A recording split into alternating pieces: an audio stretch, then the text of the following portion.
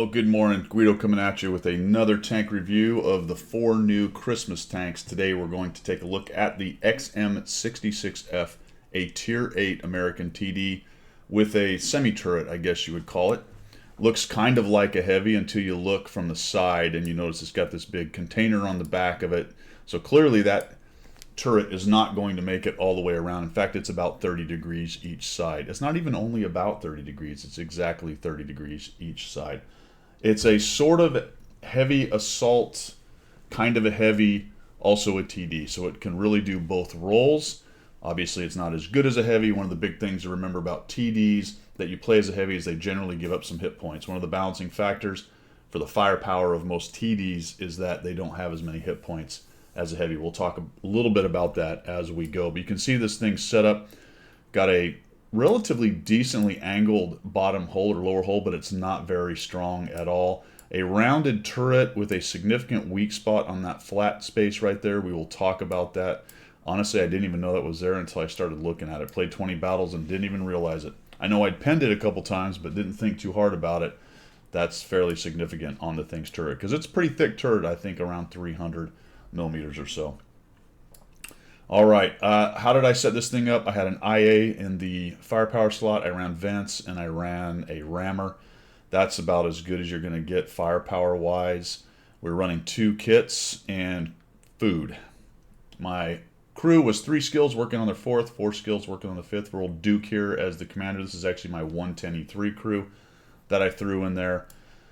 So the crew is pretty good. Can't argue too much about that. How did I do with this tank? Let's take a look. 65% win rate in 20 battles, which gave me 50% survival, 77% hit. Very accurate gun. I quite enjoyed the gun. Very comfortable, easy to use gun. It's a good gun platform overall. Damage ratio of 1.88, which is good. Destruction 2.9, fantastic. All right, armor use. It's in that situational armor zone, right around 0.5 or so. Is armor that's good, and that's mostly due to its turret. So it's got pretty good look down with -10 gun depression and a decent turret with some weak spots as well. I averaged 1,800 damage, 379 assist, and I had a game with 3,857 damage, and 4 kills was my best kills. Those are not necessarily the same game that it's listed right there. For 20 battles, that got us to 31% towards our 1 mark. So that's how I did. How is it doing globally? These are early stats yet, boys. Remember, it just came out, but the early stats are showing it not too bad on win rate. We are looking at, let's see, about top 5 or 6. Player win rate, this is an interesting new number that they've put right here on tomato.gg for this particular website, which is showing pretty good players playing it. That does track with the idea that generally new tanks are played by better players or more experienced players. So that number is usually higher than usual. Usually higher than usual. We'll see what happens with the stats. I don't know. Will it stay in the top 10? I'm not 100% sure. I kind of feel that way because it seems pretty good, but we'll see. I think it's definitely top 20.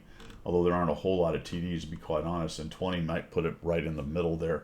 We'll see how it tracks into the future, but it's doing pretty well right now. Now, it's not taking over the Turtle Spot or the Ka-Ri or the Jagdtiger prototype.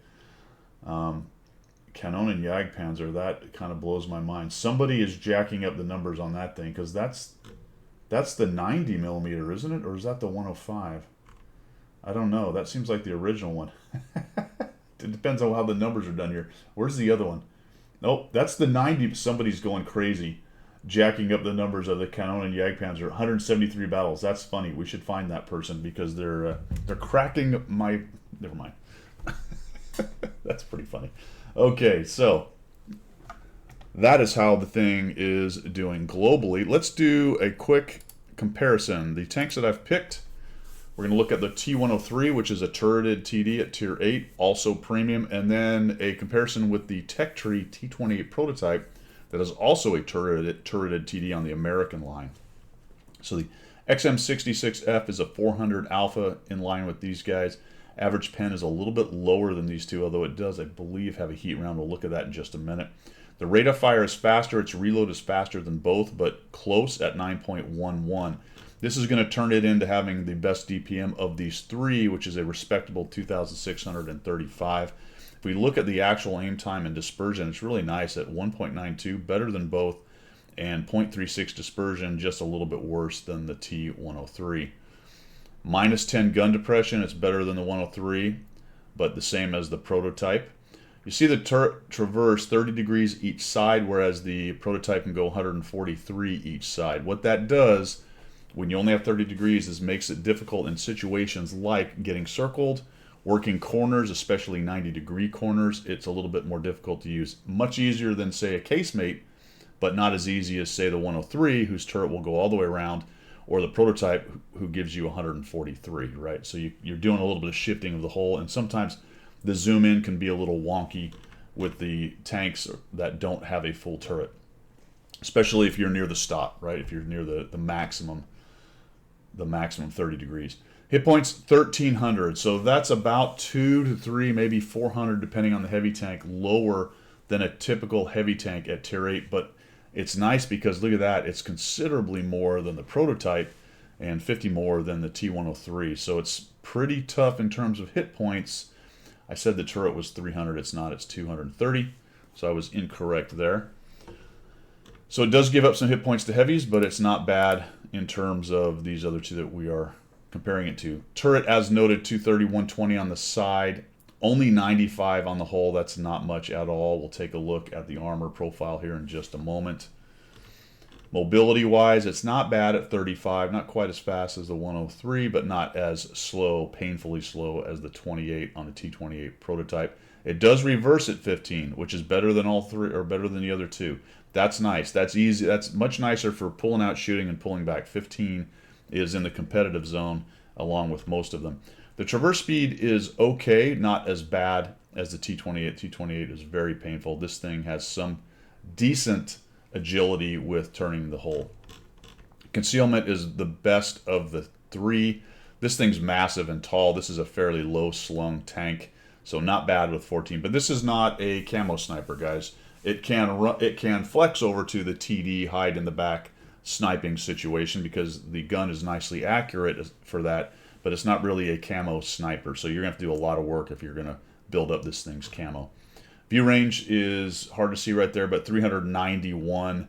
The prototype's at 393, so not bad overall. So what do we have here? We have a decent DPM with a pretty accurate, comfortable gun and some okay-ish armor for situational positioning, and it mostly has to do with hold down and turret bounces, which is kind of the whole game, really, at this point, with all the peeking and poking and hold down positions, things like that. So, but with 230, right, 230 on the turret, it's not a case of I'm just going to pop out and really every time rely on my armor. You still need to be careful about how you're going to take your position, how you are going to expose yourself and take shots, because it does have some weak spots.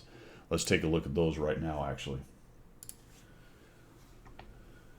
All right, here is the model against its own gun, and that looks pretty good, right? It's nicely angled. It's very thick at 230. You can see it's got that nice angle right there. So we've got some, we're going to need some serious pen to get through this, above 300 or more in some cases. But there's that weak spot I was talking about, 241. And there's just no way to cover that, because if you start angling things, then you're going to get into other places. In fact, it doesn't have to be angled too much before you can easily pen this thing, right? And then we've got right along here, along the bottom, it's got a little, you can see it, this little ridge right here is just thin.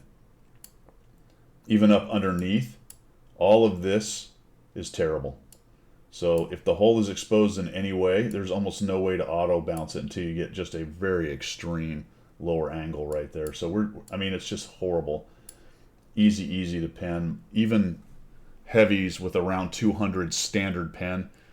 Think of a 390 Alpha off of an IS-6 that has 203 or whatever it is pen. He's penning that. He doesn't even really have to try, to be honest. Up here, you're talking about gold pen for tier 8 heavies. Should go through that pretty easily. Also note that there are some hatches. They're very thin, but very pennable up there. So overall, a pretty good, strong turret with some significant weak spots here, especially this guy. What is this? That's higher. So it's going to be right below the viewport, dudes. Let's go ahead and look at the actual model here. And what I'm talking about is right here, this flat spot That's where you want to try to pen this guy. Capiche? Let's see, have we talked about everything we wanted to talk about? Well, let's look at my numbers with my setup. We're getting 400 alpha. That doesn't change with any equipment. An 8-second reload. You're sending rounds downrange pretty nicely. You're not quite medium reload time, but you're faster than a lot of the heavies. So you're going to be inside a lot of heavies that have similar alpha. If you consider an IS-6 or say an IS-3 with the big 390 alpha gun, they're probably in the 10-second to 11-second, maybe worse, depending on how their crew and their setup is, zone. So you're going to be inside those reloads. You're going to give them a 2-for-1 on a lot of those situations. And that's the rate of fire. Never mind, it's even better than I thought. 7.44 on the gun loading. All right, so that is starting to reach some of your slower mediums in there as well. 30 degrees turret traverse, we talked about -10. 20 degrees up, which is fine. Aiming time is really nice at 1.74, so the gun is very comfortable. With my setup with an IA, Brothers in Arms, and food, I get down to a 0.31 dispersion, which is pretty darn accurate. And check this out. With my setup here, 3,226 DPM. I mean, this thing, provided you can get in a situation to get the rounds downrange, can absolutely punish people, especially for a cyclical gun. We're talking about just boom, boom, boom from a TD, which is really nice. I don't have any bonuses to the hit points, so there's no extra things going on there. I'm not running a turbo, so we're not going to be any faster than the 35. You could do so, but the view range is 442, and I believe I might have even taken a field mod on this. I have not. That's because it's a negative to concealment rating. You might think about, though, in today's day and age, to take this field mod, the right angle periscope, get yourself a little bit more view range out of it. Yes, you will lose some concealment after firing, but are you really going to be camo sniping a lot with this tank? I think the view range is probably better overall. I don't know if I would adjust either one of these. Some people will take the aiming speed bonus with a little bit less circle size, but it already has a nice aim and it's got a nice accuracy, so I don't think you need to mess with that too much. And I wouldn't ever worry about this, especially with this tank. It has plenty of mobility. There you go, XM66F. Let's take a look at a little bit of gameplay with this bad boy. First example, we're on El Halouf. Let me set you guys up for the colorblind mode. There we go. El Halouf Dorf, my friends, and we are 1 tier down in a 2-tier battle. We'll go to the heavy brawl area. That's what this thing brings to the game. You can definitely roll with the heavies with it. Again, keep in mind you have a few less hit points than most heavies. Your hull is butter, so you really don't want to be, hey, I'm a massive assault TD, but you are a good, I'm going to make a new category, the support assault TD. Not meaning that you're not the bully out in front, but you're up there with them, absolutely laying on the pain with this thing's gun. And if you can avoid bad trades or getting exposed too much, you're going to be in really great shape. So we'll come up here to the brawl. We're going to take a look. I think I go up the, yeah, I do go up the ramp right here. There's no artillery, which really opens up this brawl for people up on top. Take a look at this bat chat. Watch the zoom. Look at that. It's nice. How fast was that? That's great, isn't it? 0.31. We have 3 guys on the enemy team. This team is not particularly clever. They put 3 guys on cap. So right off the bat, there's 3 tanks. The ELC is probably not a big deal, but the 2 heavies that are down there, that takes away from their ability to fight up top. It does add a slight bit of urgency for what we're doing up top here, but not too much, because we just dropped 2 guys into this little V right here and can keep those dudes busy. There's no Artie. So Artie would probably change that. I don't know if those guys would have gone down there if there was Artie in the game. I'm not really sure what this plan is. But we'll just keep on working over here as best we can. And I've just got to hope that the 2 guys that are in that little V can take care of these dudes in terms of resetting. I can't really get in there. I'd be jostling with the Cobra and the CS52. So we're just going to hope they can start working those dudes. Notice that we also have some guys, ELC, Object, and another light, that have side shots on them. So just watch as they get reset. They don't have a lot of hope to be successful there. The Tiger Mouse, I don't know what he's doing. He has no idea I'm there. Looks like he just noticed. Now he's trying to look at me. He doesn't really know where to look. And that's the thing's firepower, right? I came in, I shot, 7 seconds later, I'm shooting again. Right? 400, 400. Absolutely brutal. Over 3,000 DPM. As long as I can get those shots off and not take return fire, this thing is in its element in situations like this. Now the 777 is going to come. I'm going to turn. Okay, don't get the shot. That's okay. We bounced. Nice. And he's going to bail. He didn't like that very much. So he heads on out of there. Now we're going to come around here. We're flinging the gold, and we should have enough pen to shoot into the guy's shoulder right there. That works, and then I get clipped. All right, fellas, little PSA. Do not do this, all right? This guy being me, is working this inside corner. Do not take your heavy and try to either jam in between him or push him out. Go around, dude. Go around, all right? You're not established. And then you got to love the M451 does the same thing. So now I've got to work around these two clowns. All right, fine. I'll just do that. There we go. Put a shot on that guy. Nope. Unfortunately, I was pulling back before I clicked. Look at the reload on this. We're right back. Boom. Oh, okay. That's that weak spot I thought. The little window there. Unfortunately, we didn't make it happen. Now there's 4 of us, and we should start beating these guys up. We'll try to track him and get damage. That works. Look at the reload. We're right back in it, right? Boom. The enemy tanks have a much longer reload. We slap him for 355. Low roll, that sucks. Reload, right? We're right back in it. So in terms of getting inside of heavy tanks, especially higher tier heavy tanks, reload, this guy will do it. You don't want to take their, 500 damage. But if you can manage the peaks and pokes at the right time, you'll be in good shape. This is a romple. Just right into his lower plate. He dies. There we go. Uh-oh. A little pithiness. Being a little pithy. Alright, there we go. Uh-oh. It's unfortunate I was being pithy, because I probably would have a shot on that guy.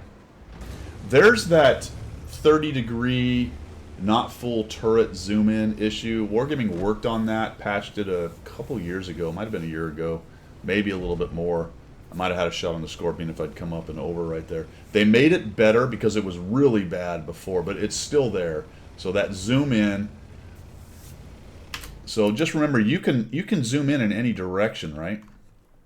To take a look without the whole tank turning. But if you only have 30 degrees, once you get into sniper mode, now the gun tries to follow sniper mode and may shift your hold at the same time, and it will give the camera the kind of a pain in the rear.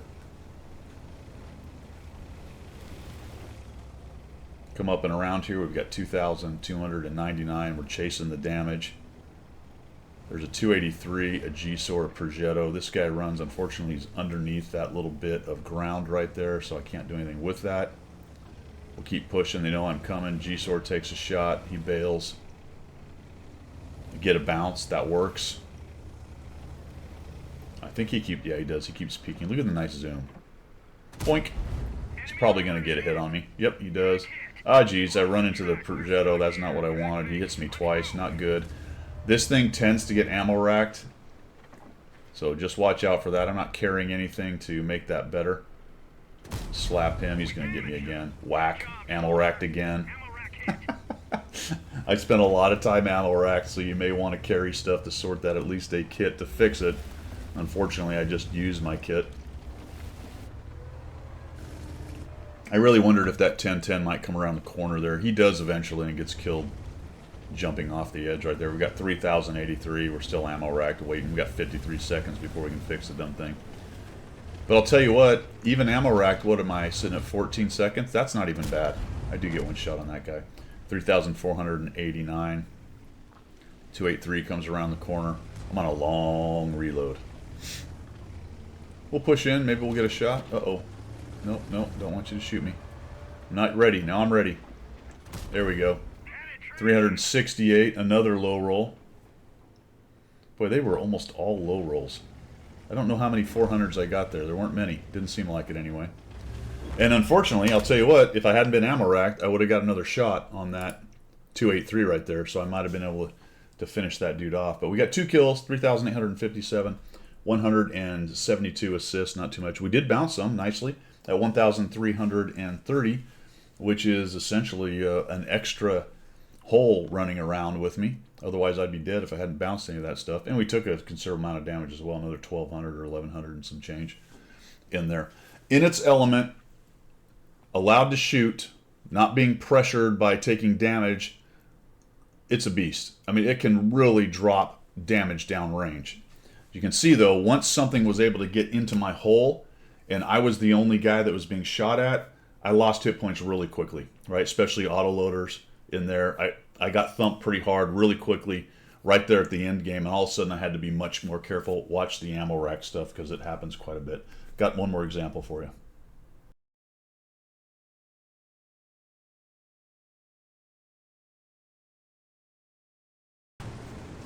For the second example, we're platooned up with Yoo-Hoo and Zemke. We're on El Haluf, Tundra, Himmelsdorf, Great Wall, whatever the rest of the names are. Headed up to the hill. What I want to show you here is its relative mobility. So it's kind of carrying the armor, the decent armor as the prototype does, if you look back at the two tanks that I compared it to. And so it's got some armor in there, but it is not as ungainly as the T-103 is. So it's one of the things I kind of like about it. So I'm not zipping around like a scorpion, but I've got armor. And the mobility is nice because it can get around the map and it can react and it can chase damage. So you've got kind of this pocket heavy tank that can also flex to a TD that has some great DPM, even if its alpha isn't amazing. That's a miss. We take, oh, look at that, we bounced it. All right, so fantastic. I thought I might take a hit there. This team isn't particularly clever either. They're just going to get rolled up here, trying to work around this M455. He's doing nice work, though, getting in there. I did not notice that guy was still sitting there. That is hilarious. We auto-aim him, shoot him. Come up here, maybe look for some shots. I'm a little bit surprised that these guys aren't losing a bunch of hit points. Then I noticed that the JPZ is pushing, and I figure, well, let's just go. We got all kinds of guys and hit points here. Their 110E3's on the other side. BZ75 is unknown. Haven't even seen him. Nobody's taking hits, although the JPZ starts to already catches me because I happen to be in the frag pattern. And now we're just pushing through these dudes. Pretty quickly, actually, I'll do another auto-aim right there. Just the accuracy of this thing, I feel very comfortable doing that. Especially if we're pushing someone like that, just take that snap while we're moving in. There's no sense in stopping and let someone else hit you. There's so many other guns, even if you bounce, he's probably going to die. And I'm just going to follow up with the mediums. Now, again, I'm not zipping around, right? I'm not as fast as the CS52 LIS, but it's not as just grindingly slow as, say, a T28 prototype. And you're carrying some armor, which is nice.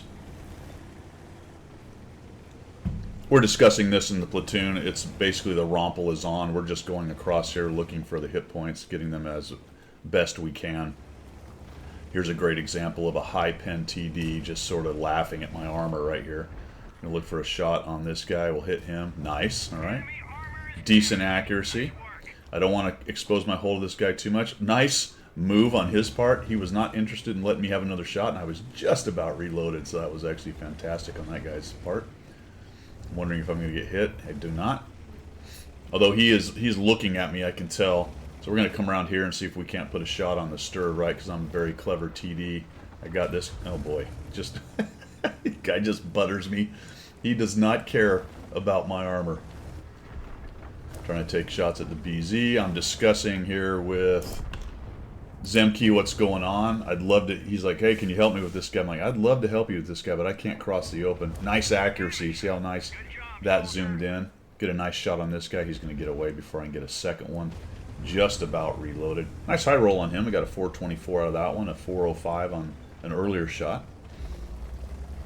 Enemy team is moving back around. Not moving back around, but consolidating their position. They've taken a few guys, but all of a sudden they lose a couple more, and it's basically over. So we're going to move in on this Mouse. I just want to show this last part. We've only got 1,400 hit points, but the mobility piece of this was one of the things I love about it. And if you're a good player and you can get yourself to the mid to late game, and you've got a decently mobile tank, then you can move in and take a game that's a fairly average 1400 damage game with 1 kill and 287 assists. You can drive right in like this with a decent amount of mobility and bring this firepower, this DPM to bear on a Mouse or anybody else. Now this guy just positions horribly. This was shown on stream. Somebody mentioned, I think it was Cliffy, that the Mouse had very cleverly positioned himself to bounce exactly nobody. So I'm not really sure what his plan is here. A little bit of gold into the side of the mouth. I mean, honestly, just a few more, another 10 degrees, 15 degrees to me, and I bounce every one of these shots. Or maybe I try to get into his turret and probably bounce those. Light a Mouse on fire with this bad boy. And we go from, oh, probably should have taken that shot earlier. What I was trying to do was track him so I could get that assist damage, but didn't get it. 3,000 damage game, just because it has the mobility enough to get in there and the DPM to continue to shoot and shoot and shoot, and took a very average game and turned it into a pretty good game towards the end. So that's the second example on this thing, which I enjoyed quite a bit. Let's wrap it up.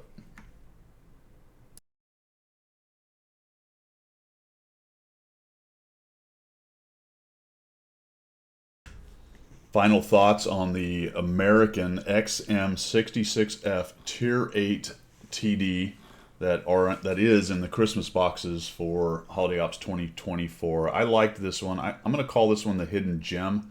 I think the Type 63 might be the standout, to be honest, although the 7.52, which we'll get to, haven't played that one yet to 20 battles. That one seems pretty good. So far, anyway, though, this is the hidden gem. I don't think people think a whole lot of it, to be quite honest, because it's not really jumping out at you and saying, hey, I'm the sexy OP tank. And it's not, which is good. It is strong, though. And when it's in its element, which is what I've been talking about during the replays, it is absolutely a beast. It's DPM, penetration. It's nice that it's an APCR round, by the way, and not a heat round.